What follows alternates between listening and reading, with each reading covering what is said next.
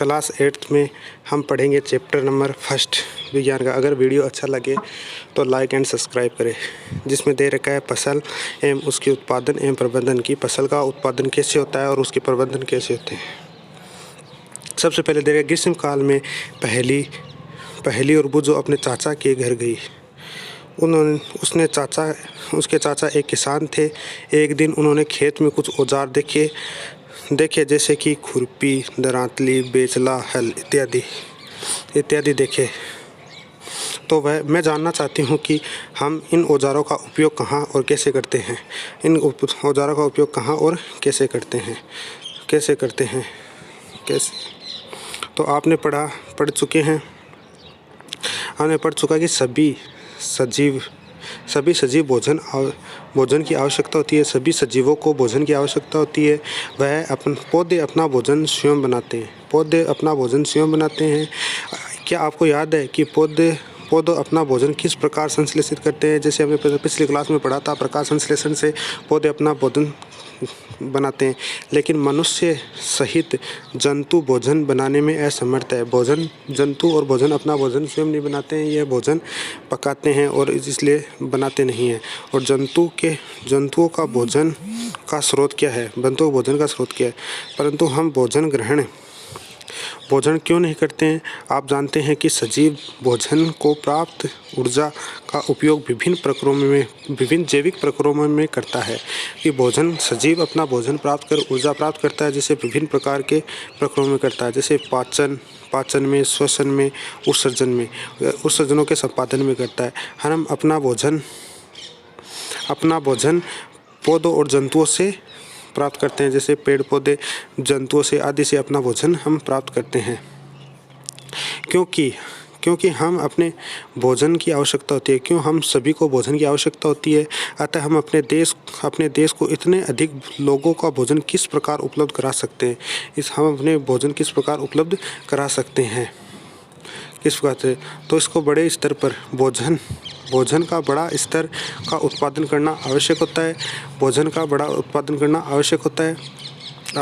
है। एक विशाल जनसंख्या प्रदान करने के लिए यह नियमित उत्पादन, उचित प्रबंधन और वितरण की आवश्यकता होती है। अब कृषि पद्धति के अंदर क्या आता है कि लगभग 10,000 ईसा पूर्व मनुष्य घूमता रहता था। 10 घुमक्कड़ था, वह घूमता रहता था। एक स्थान से दूसरे स्थान पर भोजन की खोज व समूह में विचरण करते थे। लेकिन वे कच्चे फल और सब्जियां ही खाते थे। और उन्होंने भोजन के लिए जंतुओं का शिकार करना भी प्रारंभ कर दिया था। जंतुओं का शिकार करके उनके मांस को भी खाते थे। लेकिन कालांतर में खेती कर चावल, गेहूं, अन्य खाद्य उत्पादनों से उत्पादन कर सके, इसका कृषि से प्रारंभ हुआ था। अब फसल क्या होती है। जब एक ही किस्म के पौधे किसी बड़े स्थान पर पैमाने पर उगाया जाता है, उन्हें फसल कहते हैं। जैसे उदाहरण के लिए गेहूं की फसल का अर्थ है कि खेत में उगाए जाने वाले सभी पौधे गेहूं के हो गए। जैसे ये खेत दे रखा है, इसमें बहुत सारे पौधे उगा दिए। सारे पौधे किसके हैं, गेहूं के। अगर चावल के उगा दिए तो सारे पौधे चावल के, गन्ने के हैं तो सारे पौधे गन्ने के हैं। तो इस प्रकार से ये खेत है, तो इसका फसल कहलाता है। हम जानते हैं कि फसल विभिन्न प्रकार की होती है। जैसे अन्न, सब्जियां, फल। जैसे मौसम का यह पौधा उगाए जाते हैं। अलग अलग मौसम में अलग अलग पौधे उगाए जाते हैं। उसके आधार पर हम फसलों का वर्गीकरण कर सकते हैं। भारत एक विशाल देश है जहाँ ताप, आर्द्रता, वर्षा, जलवायु में परिवर्तन एक क्षेत्र से दूसरे क्षेत्र में भिन्न होते हैं। कि जलवायु, आर्द्रता, ताप अलग अलग शहर में अलग अलग प्रकार की होती है। और देश में और विभिन्न भागों में यह की फसलें उगाई जाती है। विभिन्न प्रकार की फसलें उगाई जाती है। और विविधताओं के बावजूद मोटे तौर पर फसल 2 वर्गों में बांटा गया है, रबी की फसल और खरीफ की फसल 2 भागों में बांटा गया है। खरीफ की फसल क्या आती है? वह फसल जिन्हें वर्षा ऋतु में बोया जाता है खरीफ की फसल कहलाती है। भारत में वर्षा ऋतु जून से सितंबर, ये ध्यान रखना है, जून से सितंबर तक होता है। इन धान जैसे उदाहरण दे रखे हैं, धान, मक्का, सोयाबीन, मूंगफली, कपास इत्यादि फसलें होती है। रबी की फसलें शीत ऋतु यानी सर्दियों में बोई जाती है, जो अक्टूबर से मार्च महीने के अंदर बोई जाती है। उनमें उगाई जाने वाली फसलें रबी की फसलें होती है। इनमें उगाई जाने वाली फसलें रबी की फसलें होती है, जैसे गेहूँ, चना, मटर, सरसों, अलसी रबी फसल इत्यादि के उसके उदाहरण हैं। इसके अलावा कई स्थानों पर दाल, सब्जियां इत्यादि ग्रीष्म में उगाई जाती है। इसके धान की शीत ऋतु में क्यों नहीं बोए जाते? इसने पूछा कि धान में शीत ऋतु में क्यों नहीं बोए जाते? क्योंकि धान को अधिक मात्रा में वर्षा की आवश्यकता होती है, तो धान को बहुत अधिक पानी की आवश्यकता होती है। अतः इन वर्षा ऋतु में ही उगाया जाता है, इनको वर्षा ऋतु में ही उगाया जाता है। इसके फसल उगाने के लिए किसान अनेक क्रियाकलाप समय अवधि में करनी पड़ती है। किसान को अनेक फसल उगाने के लिए अनेक समय अवधि करनी पड़ती है। हमने देखा कि क्रियाकलाप इस प्रकार करते हैं कि जिसका उपयोग माली आप सजावटी पौधों उगाने के लिए करता है। ये क्रियाकलाप कृषि पद्धति आगे दी गई, जो कृषि पद्धति में आगे दी गई है, जैसे दे रखा है। सबसे पहले क्या करता है किसान? सबसे पहले मिट्टी को तैयार करता है, उसके बाद बुआई करता है। खेत के अंदर पहले खेत की मिट्टी को तैयार करेगा, फिर उसकी बुआई करेगा, फिर पौधे उगने के बाद उसमें खाद उर्वरक डालेगा, फिर उसकी सिंचाई करेगा और फिर खरपतवार की सुरक्षा करेगा, फिर कटाई करेगा, फिर भंडारण, फिर जाके उसको इतनी सारी चीज़ें करनी पड़ती है। अब इसमें दे रखा है 1.3 के अंदर मिट्टी तैयार करना। मिट्टी तैयार कैसे करता है? तो फसल उगाने से पहले मिट्टी तैयार करना सर्वप्रथम चरण है। मिट्टी को पलटना या उसे पोला बनाना कृषि का एक अत्यंत महत्वपूर्ण कार्य है। इससे जड़ें भूमि में गहराई तक जा सकती है। पौली मिट्टी में गहराई में धसी जड़ें एक सरलता से शोषण कर सकती है कि जब पौली मिट्टी होगी तो बीज अच्छे से जाएंगे और जड़ अच्छी तरह से बनेगी और वह शोषण की क्रिया अच्छे से कर पाएगा। और पौली मिट्टी जिस प्रकार पौधे की जड़ों को सरलता से शोषण करने में सहायता मिलती है कि जिससे पौली मिट्टी होगी तो वह सरलता से शोषण की क्रिया करेगी।